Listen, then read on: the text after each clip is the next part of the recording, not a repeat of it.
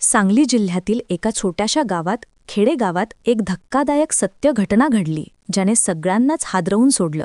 ही कथा आहे सुमन आणि तिचा नवरा संतोष यांच्या सुखी संसाराची, जो एका चुकीच्या निर्णयाने उद्ध्वस्त झाला। खेडेगावात बहुतेक लोक शेती करायचे किंवा ट्रक ड्रायव्हर म्हणून गावाबाहेर जास्त वेळ घालवायचे, त्यामुळे गाव बरेचदा रिकामं आणि शांत असायचं।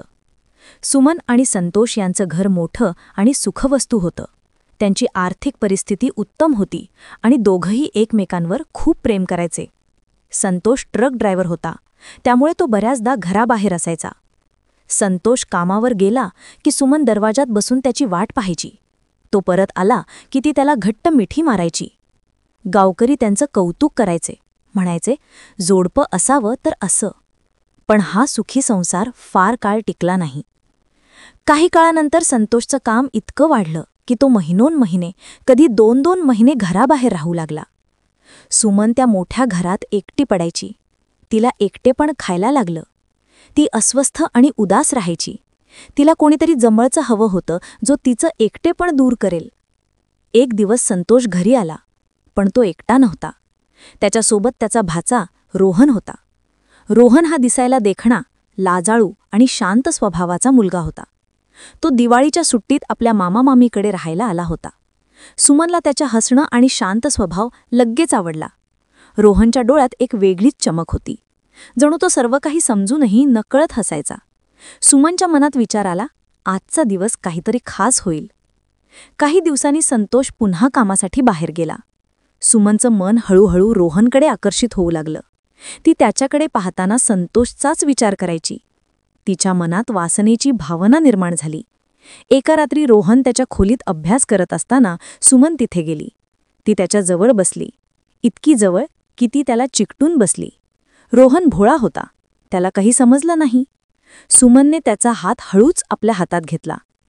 रोहन थोडा घाबरला, पण तो काही बोलला नाही। मग सुमनने त्याचा हात आपल्या अंगावर फिरवायला सुरुवात केली। रोहनने विरोध केला, पण सुमनने त्याला धमकावलं, तू कुणाला काही सांगितलंस तर मी सगळ्यांना सांगेन की रोहन माझ्यावर जबरदस्ती करतोय।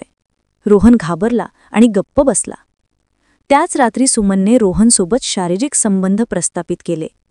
तिने आपली वासना पूर्ण केली, पण हे इथेच थांबलं नाही। रोज रात्री सुमन रोहनसोबत असंच वागायची। रोहनला याचा मानसिक त्रास होत होता, पण सुमनच्या धमकीमुळे तो काही बोलू शकत नव्हता। शेवटी रोहनला हे सगळं असह्य झालं।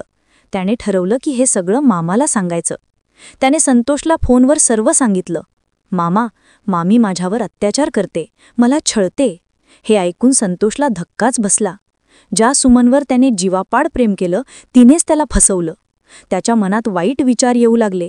तो भ्रमात पडला। त्याच मानसिक तणावात त्याचा अपघात झाला आणि संतोषचा जागीच मृत्यू झाला। रोहनने घरच्यांनाही सगळी हकीकत सांगितली।